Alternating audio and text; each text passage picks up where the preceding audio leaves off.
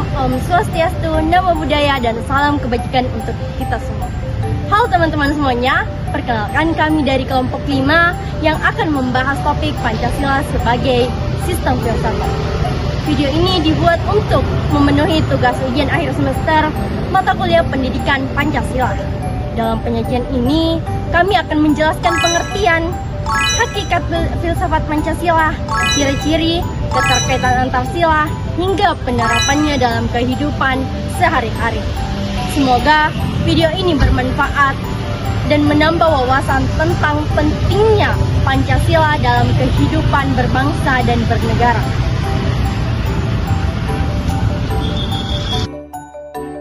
Pancasila sebagai sistem filsafat berarti bahwa Pancasila itu dipahami sebagai satu kesatuan nilai yang menjadi pedoman hidup bangsa Indonesia.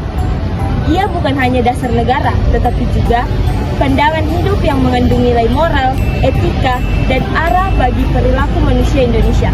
Sebagai filsafat, Pancasila memberikan gambaran tentang bagaimana manusia seharusnya bersikap, berpikir, dan berperilaku dalam kehidupan bermasyarakat, berbangsa, dan bernegara.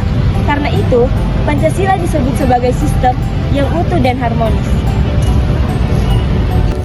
Ditinjau dari aspek ontologis, Pancasila membahas hakikat manusia sebagai makhluk Tuhan dan makhluk sosial. Pancasila memandang manusia sebagai makhluk yang memiliki martabat, kebebasan, dan tanggung jawab. Setiap sila dalam Pancasila berpijak pada pemahaman mengenai dasar-dasar keberadaan manusia. Misalnya, sila keturunan yang Maha Esa menunjukkan bahwa manusia memiliki hubungan dengan Tuhan, sementara sila-sila lainnya memperlihatkan hubungan manusia dengan sesama masyarakat dan negara. Secara epistemologis, Pancasila menjadi dasar dalam memperoleh pengetahuan, membuat kebijakan, dan menentukan arah berpikir bangsa Indonesia. Nilai-nilai Pancasila menuntun kita untuk berpikir secara rasional, etis, dan bertanggung jawab dalam pengambilan keputusan, baik di lingkungan kampus, organisasi, maupun pemerintahan. Nilai Pancasila menjadi pedoman agar setiap tindakan selalu sesuai dengan moral dan kearifan bangsa. Dengan kata lain, Pancasila menjadi sumber pengetahuan dalam menentukan apa yang benar dan apa yang salah. Membahas mengenai hakikat aksiologi Pancasila. Aksiologi membahas tentang nilai dan manfaat. Dalam konteks ini, Pancasila mengandung nilai-nilai luhur yang dapat menjadi pedoman moral bagi seluruh warga negara. Nah, nilai inilah yang dapat dilihat dari 5 sila Pancasila yang menekankan toleransi, kemanusiaan, persatuan, demokrasi, dan keadilan sosial. Pancasila memberikan arah tindakan agar manusia bertindak dengan adil, menghargai sesama, dan menjaga keharmonisan kehidupan.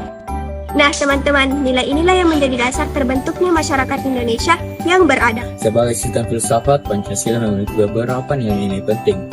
Pertama, universal. Pancasila bersifat universal karena nilai-nilainya dapat diterapkan pada berbagai bidang di kehidupan sehari-hari. Kedua, Pancasila bersifat abadi karena tidak terkait oleh waktu dan hanya dapat relevan meski zaman kian berganti. Ketiga, Pancasila bersifat terbuka karena nilainya dapat dikembangkan sesuai oleh kebutuhan masyarakat tanpa mengubah nilai-nilai dasar Pancasila itu sendiri. Dan yang terakhir, Pancasila bersifat menyeluruh karena mengatur bidang-bidang seperti spiritual, sosial, politik, hingga moral. Sila memiliki keterkaitan satu sama lain yang penting bagi kesatuan NKRI. Yang pertama, sila ketuhanan yang menjadi dasar nilai kemanusiaan. Dan nilai kemanusiaan yang menghasilkan kesatuan atau persatuan, dan dari persatuan itu kita bisa melakukan musyawarah. Sehingga musyawarah itu bisa menciptakan keadilan sosial bagi seluruh rakyat Indonesia. Maka setiap sila memiliki keterkaitan satu sama lain dan tidak bisa dipisahkan dalam menciptakan kesatuan negara Republik Indonesia. Pancasila dapat diterapkan dalam kehidupan sehari-hari dengan cara yang sederhana.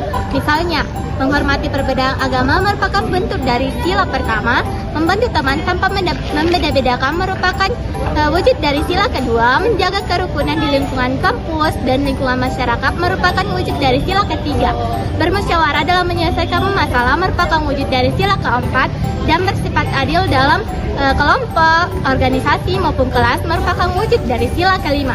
Nilai-nilai inilah yang membentuk karakter bangsa. Iya. Itu tadi penjelasan dari kelompok kami mengenai Pancasila sebagai sistem filsafat. Semoga materi ini dapat memberikan pemahaman baru dan dapat semakin memperkuat rasa cinta kita terhadap Pancasila di dalam kehidupan sehari-hari. Terima kasih karena telah menyaksikan video kami. Jangan lupa like, komen, dan share agar semakin banyak yang mendapatkan pemahaman baru. Wassalamualaikum warahmatullahi wabarakatuh.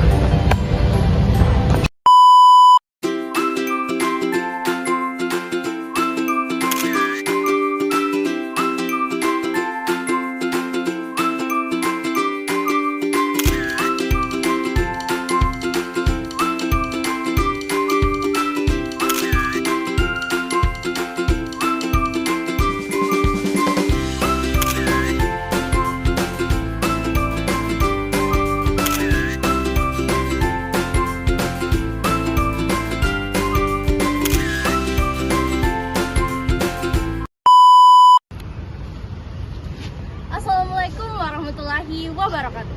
Shalom Om. Di sini. Masih mau lewat.